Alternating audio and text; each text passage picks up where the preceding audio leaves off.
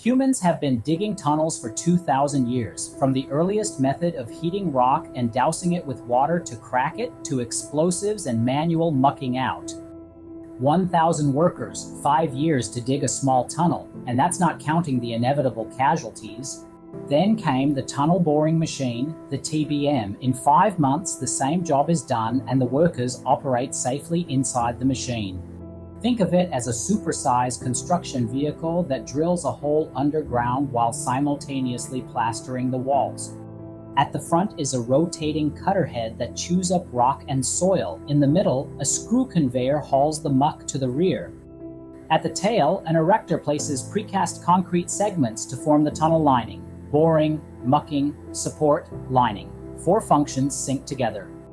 A single TBM weighs thousands of tons, stretches over 100 meters, contains more than 10,000 components, and has a control system with over 2,000 control points. It is the undisputed king of construction machinery and the ultimate yardstick of a nation's equipment manufacturing prowess. Without TBMs, you would not have 90% of China's subway network, no river-crossing tunnels under the Yangtze or Yellow Rivers, and no high-speed rail network crisscrossing the country. But what many people don't know is this. Just 30 years ago, China couldn't build a decent TBM of its own. In 1997, to bore the Qinling Tunnel, China spent 700 million yuan to buy 2 used TBMs from Germany. That sum was equal to the entire annual R&D budget of the national railway system at the time. The Germans set up cordons and refused to let Chinese engineers anywhere near the repair site. The hourly rate for a repair engineer was 5,000 yuan. Someone even sneered, "Give China another 100 years and it still won't figure this thing out." Today, Chinese-made TBMs hold more than 70% of the global market and have ranked first in production and sales volume for 8 consecutive years. The German company that once sold equipment to China has now been acquired by a Chinese firm. Welcome to the Earthworm Dragon. Today, we uncover the 30-year hidden war that took Chinese TBMs from humiliation to global leadership. The story begins with a mountain. The Qinling Mountains, the north-south divide of China. In 1997, construction began on the Qinling Tunnel for the Xi'an-Ankang Railway. The tunnel is 18.46 kilometers long, at that time the longest railway tunnel in China and the critical choke point of the entire line. Conventional drill and blast was impossible. Too slow, too risky, the only answer was a TBM. But the brutal reality of that era was, only Germany and Japan could build large TBMs. No Chinese company had the technology. The German manufacturer knew this well. 2 used TBMs, price tag 700 million yuan, not new, other people's cast-offs. But China had no choice. In the end, the entire annual railway R&D budget bought 2 foreign iron monsters that were trucked to the job site. But worse was yet to come. The blueprints had multiple errors. When Chinese engineers found the mistakes and asked questions, the reply was, each question costs $10,000. When the machines broke down, German engineers flew in. The meter started running the moment they left the airport, thousands of dollars per hour. During repairs, a cordon was drawn. Chinese engineers weren't even allowed to get close. It is said that someone in those circles sneered, "Give Chinese engineers another 100 years, and they still won't master the TBM." Back then, we were just rich fools with no choice. The lifeline of a nation's infrastructure was held in foreign hands. That taste was bitter. At that time, China accounted for more than 60% of global TBM demand. If it continued to rely on imports, the costs would be unbearable, and worse, the safety of major projects would be held hostage. And the core technologies of TBMs, the main bearing, the control system, and the cutter head tooling, were on the West's technology blockade list against China. You could not buy them, you could not learn them. Chinese engineers swore never to let that happen again. The humiliation at the Qinling Tunnel in 1997 planted the seed of self-reliance. In 2001, the government formally listed research on key technologies of tunnel boring machines as a national 863 program project. In October 2002, China Railway Tunnel Group formed a TBM R&D team of just 18 people. Most of them fresh graduates. Some had never even seen a TBM in person. Wang Dujuan, then 24, was one of them. She later recalled, "No technology, no guidance, basically starting from zero. We stumbled and crawled every step of the way. Often we'd climb out of one pit only to fall into another." Yet this suicide squad, average age under 30, took on a mission that foreign experts had called impossible. They had no design standards, no design procedures, no design experience. What they did have was the determination never again to be dependent. For years, these young people worked at the job site during the day, stayed up reading foreign papers at night, and spent weekends studying every single component of the two used German TBMs. They tore the machines apart and put them back together again and again, scrutinizing more than 20,000 parts. Every step was taken in the dark. The first time they powered up the control system, it crashed. The first test run of the hydraulics, massive leaks, failure after failure, restart after restart. Finally, in September 2004, a TBM with fully independent intellectual property rolled off the line in Shanghai. It was called the Xianxing, the Pioneer, diameter 634 meters, weight over 300 tons. It wasn't the most advanced TBM in the world, but it was China's own. The Xianxing ended the era when China could not make its own TBMs, but in the complex geology sector still monopolized by foreign powers, it was a small spark. The real explosion came 4 years later. April 25, 2008, Xinjiang, Henan Province, China Railway Tunnel Group's TBM industrialization base, China's first self-developed earth pressure balanced shield TBM for mixed ground, the China Railway No. 1, rolled off the line. Diameter 6.3 meters, maximum advance rate 8 cm per minute. It could bore not only in soft soil, but also in hard rock. Soft and hard, it eats both. But even more important, it filled a huge technical void in China. A TBM's real test isn't in the factory, it's on the battlefield.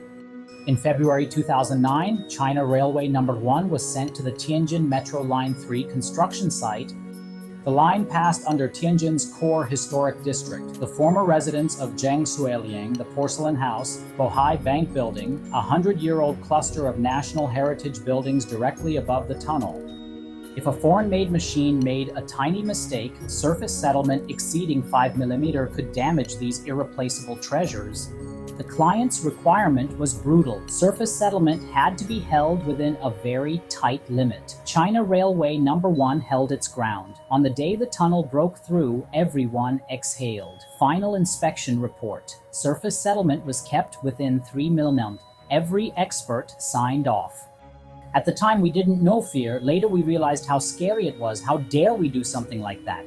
The Tianjin Metro project showed the world a fact. The era when foreign TBMs dominated China was over. And what truly shook the industry was, from that day on, the price of imported TBMs began to plummet. A used TBM once cost 350 million yuan. A new one could run to 700 million. After the domestic breakthrough, import prices were slashed again and again. Today, a comparable Chinese-made TBM costs only about 50 million yuan. That is the power of independent technology, resetting a monopolized market to a normal price.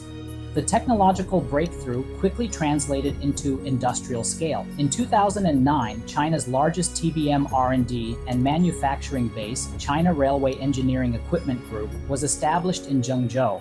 In 2010, Cirqi, China Railway Construction Heavy Industry, successfully developed the domestic Pioneer 19 composite earth pressure balanced shield TBM with 87% localization, then a national record. China's tunnel construction moved from passive victim to active fighter. Conquering a peak is hard, holding it is just as hard. But in TBM technology, China didn't just defend, it kept attacking higher peaks. In 2010, at the Nanjing-Weisan Road Yangtze River Crossing Tunnel, the German manufacturer again quoted 700 million yuan per machine. China decided to build its own. At the time, the team didn't even have complete technical drawings. But in Nanjing, CCCC Tianhe's domestically developed first large-diameter TBM, Tianhe broke the foreign monopoly, saved the country nearly 700 million yuan. and set world records: 26 meters of advance in a single day in complex geology and 2,580 meters of continuous boring in boulder-rich ground without changing cutters. An even bigger breakthrough came with the main bearing, the true heart of a TBM.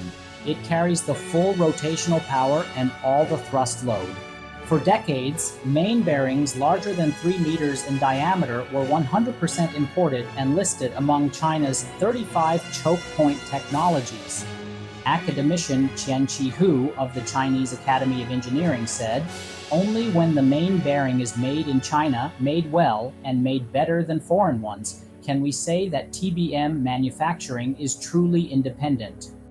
In 2020, the Chinese Academy of Sciences launched a strategic pilot program on independent and controllable manufacturing of high-end bearings. CCCC Tianhe and the Institute of Metal Research formed a joint team focusing on the entire chain from materials to design to manufacturing.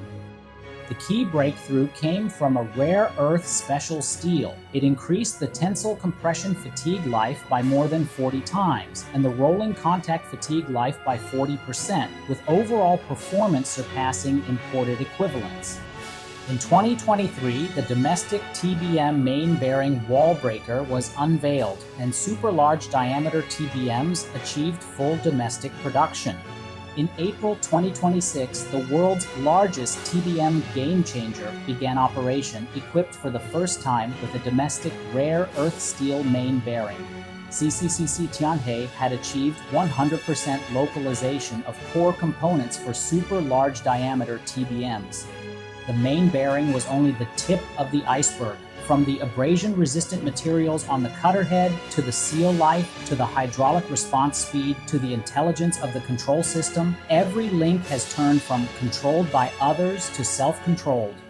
And the industry landscape has changed dramatically. China Railway Engineering Equipment, CREG, has ranked first in the world in production and sales for years, with products covering more than 30 countries and regions on 6 continents. CRCHI has been number 1 in the global tunnel equipment manufacturers' top 5 list for years running. CCC Tianhe has also become one of the world's largest and most complete TBM R&D and manufacturing bases. In 2026, Switzerland's Neue Zürcher Zeitung ran a story. The headline translated, "China's TBMs are digging across the globe." A European engineering media editor wrote this line, "We are not competing with a single Chinese company. We are competing with an entire industrial cluster." Today, Chinese TBMs hold more than 70% of the global market. For every 10 TBMs working around the world, at least 7 carry a Made in China label. Sell at only 42% to 55% of the price of imports, delivery times are cut in half. Have been exported to more than 60 countries and regions, from Southeast Asia to the heart of Europe, from Australia to North America. Even in Germany, tunnel projects use Chinese-made machines. 30 years, from being at someone else's mercy to taking the lead. 30 years, from 2 used imports to global leadership. That sneer from back then, "Give China another 100 years," today sounds more like a historical joke.